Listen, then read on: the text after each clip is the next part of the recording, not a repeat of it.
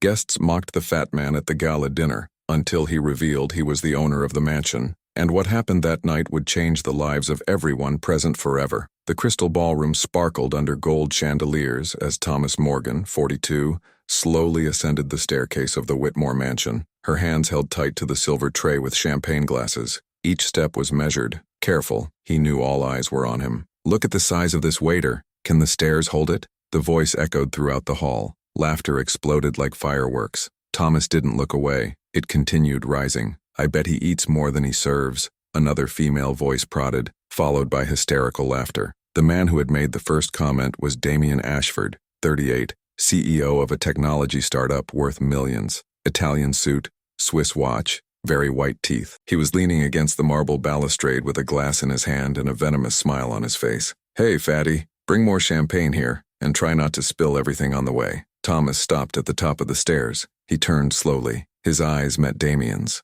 For 3 long seconds no one said anything. The silence was heavy, electric. "Of course, sir." Immediately, Thomas's voice was low, polite, almost submissive. He went downstairs again, disappearing through the kitchen door. The laughter started again. What no one there knew was that Thomas Morgan wasn't a waiter, never had been. 3 months earlier, Thomas was sitting in the law firm of Patterson and Hughes, signing the paperwork that made him the rightful heir to his uncle, Edmund Whitmore's fortune, $50 million, 4 properties, and the mansion where he now served drinks. "Your uncle left a letter," said the lawyer, holding out a sealed envelope. Thomas opened it carefully. Edmund's shaky handwriting filled the page. "Thomas, my boy, wealth reveals who people really are. Before you take on everything, I want you to see the world from the side of those who serve, not those who are served. Put on the uniform, observe, learn, then do what feels right." And that's exactly what Thomas did. He spent 2 months working as a waiter in the very mansion that now belonged to him. Nobody knew.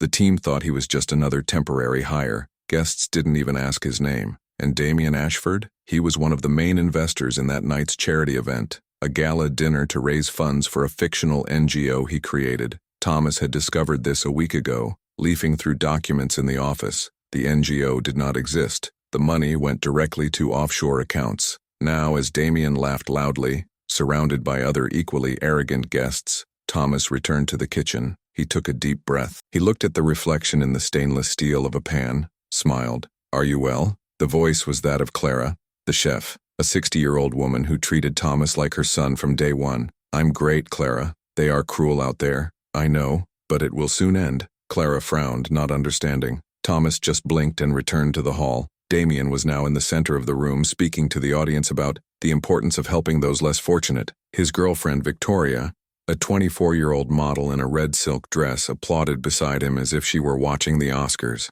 "And that's why," Damien continued, his voice thick, "I'm donating $100,000 tonight to make sure no one goes hungry in this country." Applause echoed. Thomas, standing in the corner with the empty tray, watched everything. His jaw was tense, his eyes steady. It was then that Victoria noticed him. "Oh my God, Damien, that waiter is staring at us." "How strange." Damien turned around. His eyes found Thomas again. "What's the matter, fatty? Haven't you seen important people before?" Thomas stepped forward. He placed the tray on a side table. He adjusted the bow tie on his uniform. "Actually, sir, I've seen a lot of important people in my life." Damien raised an eyebrow. Victoria let out a nervous giggle. "And what exactly do you consider important?" Thomas didn't respond immediately. He just smiled. A slow, confident, almost dangerous smile. "You'll soon find out. If you're enjoying this story, don't forget to subscribe to the channel, because what comes next will knock your socks off." Damien laughed loudly, shaking his head, but something in his eyes had changed. A flicker of doubt,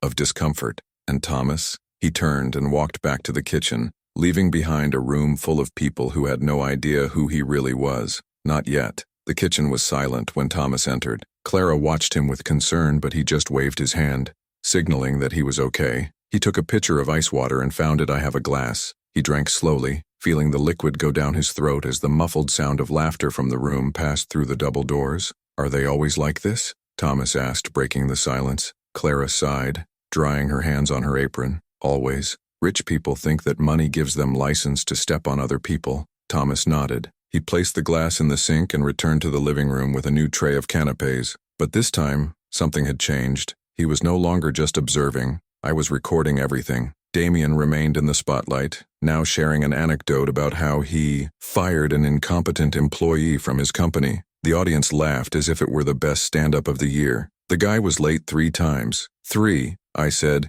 either you respect my time, or you get another job. Obviously, he left. Victoria applauded proudly. Beside them, a group of businessmen nodded their heads in approval. Thomas circulated around the room, offering canapés. Nobody was grateful. Some didn't even look at him. Others picked up the food and immediately turned their backs as if he were invisible. It was then that Margaret Caldwell, a 55-year-old socialite with a pearl necklace and a high-pitched voice, decided to make the night even more uncomfortable. "Damien, honey, did you hire this waiter? He seems out of proportion for the job." Damien let out a laugh. "I don't hire anyone, Margaret. That's an agency service. But I agree, maybe they should have more aesthetic standards." Thomas was 2 meters away, heard every word. His fingers lightly pressed the edge of the tray, but his face remained neutral. He continued walking as if nothing had happened. "Imagine the shame," Margaret continued, deliberately raising her tone. "If I threw a party like that and someone like that showed up serving my guests, I would die." The laughter echoed again. Thomas stopped next to a side table and began arranging the empty glasses.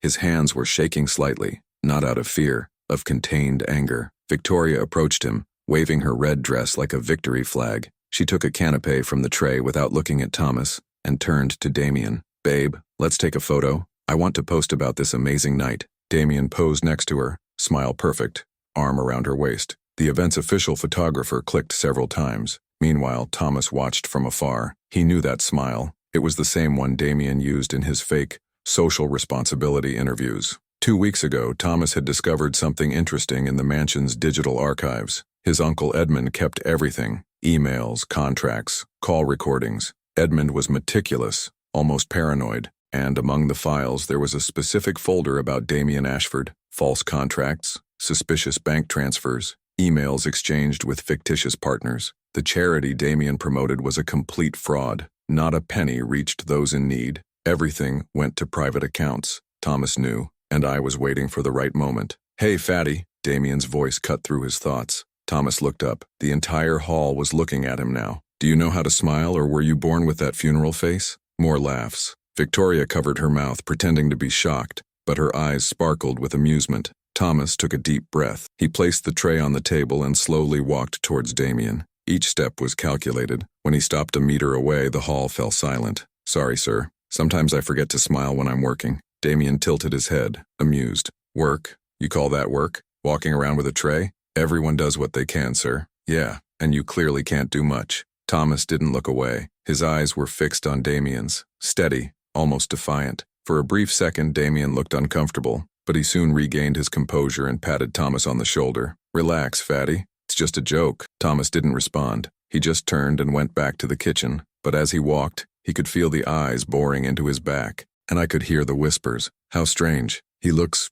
different. A bit arrogant for a waiter, huh?" Clara was waiting in the kitchen, concern written all over her face. "Thomas, you need to get out of here. These people are humiliating you." "I know, Clara. Then why do you put up with it?" Thomas smiled. It was a small smile, but filled with something that Clara couldn't decipher. Trust? Revenge? Both? "Because it will soon be over. And when it is over, no one here will forget." Clara frowned, confused. But before he could ask further, the kitchen door opened. It was Brian, the event coordinator, a 30-year-old man with a clipboard in his hand and an irritated expression. "Thomas, Mr. Ashford wants more champagne for me, Semaine, and please try not to attract attention this time." Thomas grabbed a cold bottle and headed out again. When he returned to the hall, Damien was speaking once again, this time about the importance of giving opportunities to the less privileged. The hypocrisy was so thick that Thomas could almost taste the bitterness in the air. He approached the main table and began serving. Damien didn't even look at him. Victoria, however, made a point of whispering something to her friend next to her,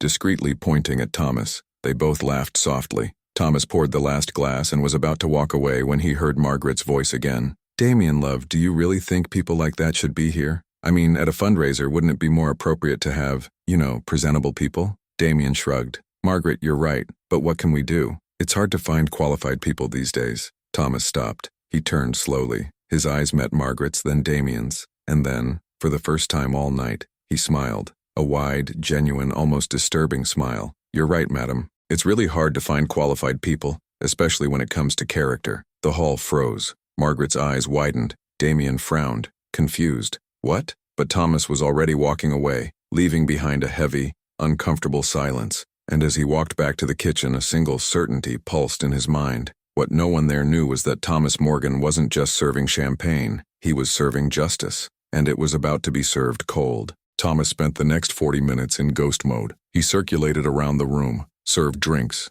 collected empty plates, but his eyes were working harder than his hands. He watched Damien's every move, Victoria's every gesture, every whispered conversation between the guests. Margaret Caldwell was in the corner talking to 3 other business people about safe investments. Damien laughed loudly by the fireplace, surrounded by admirers. And Victoria? She was on the terrace taking selfies with the city view in the background. Nobody paid attention to Thomas, and that was exactly what he wanted. When the clock struck 10:30 at night, Thomas returned to the kitchen for the last time. Clara was cleaning the counters but stopped when she saw him enter. "He finished?" she asked. "Almost." Thomas took off his apron and hung it on the hook. He fixed his hair. He took a deep breath. Clara frowned. "Thomas, what are you going to do?" He didn't respond. He just smiled and walked out the back door. Edmund Whitmore's private office was on the 2nd floor of the mansion, away from the noise of the event. Thomas climbed the service stairs and entered the silent room. The walls were lined with books. The mahogany table gleamed in the dim lamplight. And there, in the center of the table, was a brown leather briefcase. Thomas opened it. Inside, printed documents, bank statements, emails exchanged between Damien and supposed partners of the NGO, all false, all criminal. He flipped through the papers once again, checking every detail. His uncle had gathered this evidence before he died, but never had the courage to expose Damien publicly. Edmund was a quiet man, averse to conflict, but Thomas wasn't. He picked up the phone and dialed a number. "Hello?" The voice on the other end was firm, deep. It belonged to Jonathan Hayes, a lawyer and childhood friend of Thomas. They had grown up together in the same poor Boston neighborhood. While Thomas went into technology before inheriting the fortune, Jonathan became a public prosecutor. "John, it's me." "Thomas? What time is it, man?" 10:40. "Sorry to call late, but I need you here. Now." There was a pause. "What happened? Remember that guy I told you about? Damien Ashford, the NGO fraudster?" "Exactly. He's here, in my mansion, giving a show of hypocrisy to 200 people. Jonathan let out a low whistle. "And what do you want me to do?" "Bring a team. Discreet. I want him exposed today, in front of everyone." "Thomas, that's not—" "It's cool, John. I have all the proof. My uncle left everything documented. Fraud, money laundering, misrepresentation. It's all here." Another silence. Then Jonathan sighed. "Okay, it'll take me half an hour to get there. But are you sure about that?" "Absolute." "Then hold on tight. I'll be right there." Thomas hung up. He put the folder in the locked desk drawer and left the office. When he returned to the hall, the event was reaching its peak. Damien was on the makeshift stage, holding a microphone, preparing for the final speech of the night. "Ladies and gentlemen," he began, voice thick and full of false emotion. "Tonight was an absolute success. Together we raised over $500,000 to help those who need it most." Applause erupted. Victoria clapped her hands frantically in the front row. Margaret Caldwell wiped a fake tear from the corner of her eye. Thomas was leaning against the back wall, arms crossed. His face was neutral, but his eyes sparkled with something that no one there could decipher. Damien continued,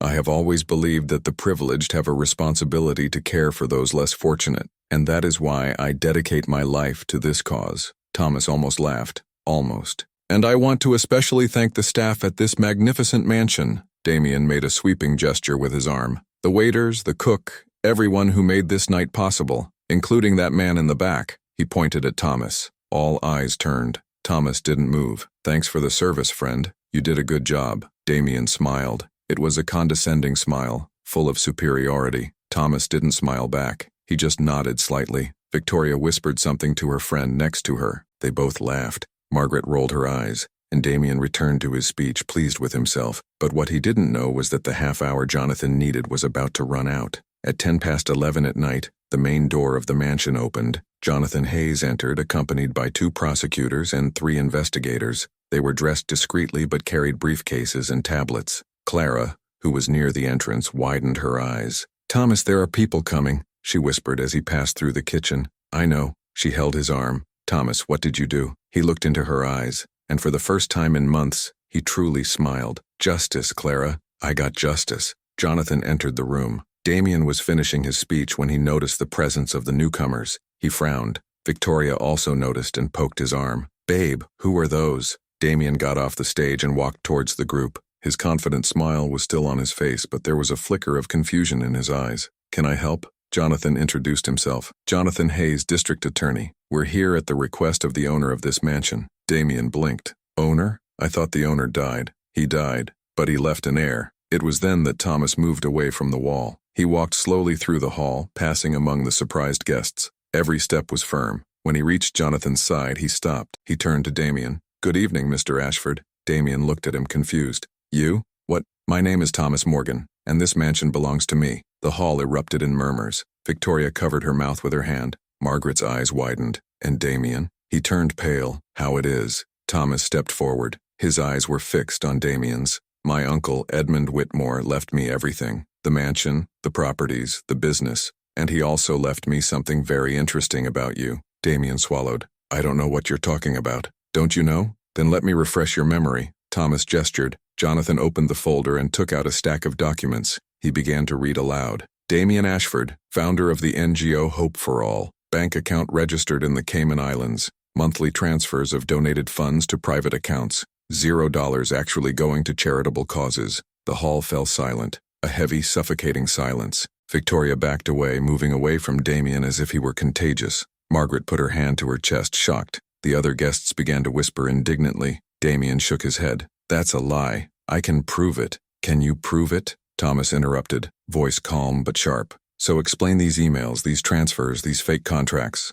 Jonathan handed copies of the documents to Damien. He looked at the papers, hands shaking. His mouth opened, but no words came out. Thomas took another step forward. Now he was just inches away from Damien. You spent the whole night humiliating me, calling me fat, treating me like dirt. And do you know why? Damien didn't respond. Because you thought I was nothing, that I was invisible, that I didn't matter. Thomas's voice rose but didn't lose control. It was firm, powerful. But the truth is you've always been nothing, a liar, a thief. And today, in front of everyone who admired you, everyone will know who you really are. And in that moment, as Damien tried to find words that didn't exist, Thomas Morgan finally felt complete. Damien took a step back. His hands still held the documents Jonathan had handed over, but his fingers were shaking so much that the papers were dangling in the air. He tried to speak, but the words came out jumbled, meaningless.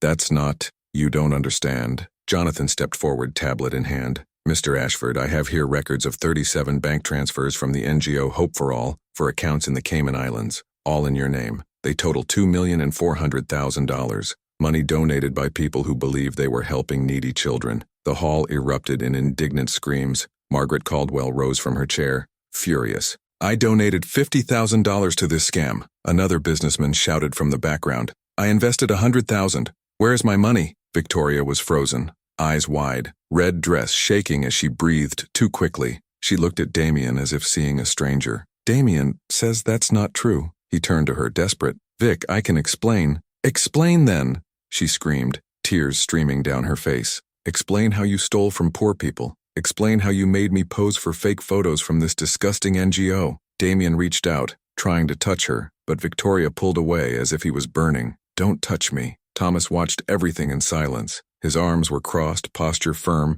eyes fixed on Damien. He didn't feel sorry. He didn't feel guilty. He felt justice. Jonathan continued. In addition, we have evidence that you falsified reports sent to regulatory bodies, invented partnerships with institutions that never existed, and hired actors to pretend to benefit from the NGO at public events. Margaret covered her mouth with her hand, horrified. Another guest threw his champagne glass onto the floor, glass shattering. You are a monster. Damien shook his head frantically. You can't do this to me. I have rights. I have lawyers. Thomas finally spoke. His voice was low, but it cut through the air like a blade. You have the right to remain silent. Anything you say can and will be used against you. Damien turned to him, eyes red with anger and despair. You planned this from the beginning. You pretended to be a waiter just to humiliate me. Thomas stepped forward. Now he was face to face with Damien. I didn't fake anything. I worked as a waiter. I served drinks. I cleaned tables. And you know what I learned? Damien didn't respond. I learned that people like you only respect those who have power, that you treat others like trash because you think they can't fight back. And today, in front of everyone who applauded you, I'm going to show you who you really are. Thomas gestured. Jonathan projected images onto a large screen that had been used for Damien's speech. The photos appeared one by one. First image, Damien on a luxury yacht, glass of champagne in hand, smiling. Caption, purchased with money from the NGO, January 2024. Second image, Bank transfer of $200,000 from the NGO's account to Damien's personal account. Third image, email exchanged between Damien and an alleged partner, discussing how to split the proceeds of the fraud without arousing suspicion. Each new image was a stab. The guests screamed, cried, cursed. Margaret Caldwell threw her bag on the floor and left the room, slamming the door. Others followed. Victoria was leaning against the wall, sobbing. She took off the diamond necklace Damien had given her as a gift and threw it on the floor. I hate you. Damien fell to his knees. Literally. His legs gave out and he collapsed onto the marble floor, hands covering his face. Sobs escaped through his fingers. I didn't mean to. Thomas bent down to his level. You just what, Damien? You just wanted to be rich? You just wanted to be admired? So why didn't you really work? Why did you steal from those who needed it most? Damien couldn't speak. He just shook his head, lost. Jonathan approached with the two agents. Damien Ashford, you are being held on charges of fraud, misrepresentation, and money laundering. You have the right to remain silent. The agents lifted him up, placed handcuffs on his wrists. Damien didn't resist. It was broken. As he was dragged out, he looked back one last time. His eyes met Thomas's. Did you get revenge on me just because I called you fat? Thomas didn't blink. No, I exposed you because you are a thief, but the humiliation you caused me, it only made me sure that you deserve every second of what you are going to suffer. Damien was taken outside. The doors closed behind him. The hall was completely silent. The few remaining guests looked at Thomas with a mixture of shock, respect, and fear. Clara appeared at the kitchen entrance, eyes wet, hand over her mouth. Thomas looked at her and smiled, a tired but genuine smile. Victoria was still leaning against the wall. She wiped away her tears and slowly walked towards Thomas. It stopped in front of him, eyes red. I didn't know. I swear I didn't know. Thomas nodded. I know. I was horrible to you. I laughed. God, I'm so stupid. Thomas took a deep breath. You were cruel, but not criminal. Learn from this. Victoria nodded, sobbing, and ran out of the room. Wool. Jonathan approached Thomas, placing a hand on his shoulder. Are you okay? Thomas looked around. The hall was empty now. The abandoned cups, dishes half full, the bright lights reflecting in a space that hours ago was filled with fake laughter and empty applause. I'm great, John. Jonathan smiled. Your uncle would be proud. Thomas looked at the portrait of Edmund Whitmore hanging on the wall. The old man with kind eyes and a discreet smile seemed to be observing everything. I know. Clara left the kitchen and walked towards Thomas. She hugged him tightly without saying anything. He returned the hug. And for the first time in months, Thomas Morgan felt like he was finally home. Not as a waiter, not as an heir, but as himself. And that was more than enough. 3 weeks later, the Whitmore mansion looked different, quieter, more true. Thomas was sitting in his uncle's office, the same place where he had planned everything. The leather chair creaked slightly as he sat back. On the table, a newspaper with the headline highlighted, CEO of fake NGO is sentenced to 12 years in prison for millionaire fraud. Below, the photo of Damien Ashford being escorted by police, face covered by his hands, trying to escape the flashes. Thomas looked at the image for a few seconds. He didn't feel angry. He felt no pleasure. He just felt peace. The door opened. Clara entered with a tray of coffee and homemade cookies. He placed it on the table and smiled. Are you reading about him again? Thomas folded the newspaper. Last time, I promise. Clara pulled out a chair and sat in front of him. You know, Thomas, I still can't believe everything that happened. You worked here for 2 whole months, cleaned dishes, served drinks, and never said anything. Thomas smiled. My uncle wanted me to learn something before taking on everything. And I did. What? That a person's character comes out when they think no one is looking. Clara nodded, eyes shining. Edmund was a wise man. It was. She got up, straightened her apron, and walked to the door. Before leaving, he turned around. I almost forgot. You have a visitor. Thomas frowned. Visitor? Who? You'll see. Clara left, leaving the door ajar. Seconds later, a woman entered. It was Victoria, but she was different. No heavy makeup, no designer dress. She wore jeans and a simple blouse, hair tied in a ponytail. She looked smaller, younger, more human. Thomas stood up. Victoria. She stood in front of the table, hands clasped, eyes downcast. Hey, silence. I know I have no right to be here, she began, voice shaking. I know I was horrible to you. I laughed. I judged. I treated you like you were nothing. Thomas didn't say anything, just listened. Victoria took a deep breath, eyes moist. I grew up thinking that money and looks were everything, that people like you, people who didn't fit the mold, were less important. And I was wrong. So wrong. A tear ran down her face. When you exposed Damien, I realized I was just as fake as he was. I pretended to be kind in the NGO photos, but I made fun of those who served my food. I'm a hypocrite. Thomas walked around the table and stood in front of her. You were. Victoria looked up in surprise. It was, Thomas repeated. But you're here. You recognized it. That's a start. She sobbed, covering her face with her hands. Thomas waited. When she calmed down, he continued. Victoria, I don't hate you. I never did. But I needed people like you to see what they do, to see how words hurt, how prejudice destroys. She nodded, wiping away her tears. I understand, and I'm going to spend the rest of my life trying to be better. Thomas smiled slightly. Then you're already on the right path. Victoria held out her hand. Thomas squeezed her. It was a firm, respectful grip. She turned to leave, but stopped at the door. Thomas? Yes? Thank you for not giving up being you. She left. Thomas stood still for a few seconds, looking at the closed door. Then he returned to his chair and picked up the phone. 2 days later, Thomas organized a dinner. But it wasn't a gala dinner. It was something small, intimate. He invited Clara, Jonathan, and some of the mansion's staff who had worked with him over the past few months. The table was simple. Homemade food,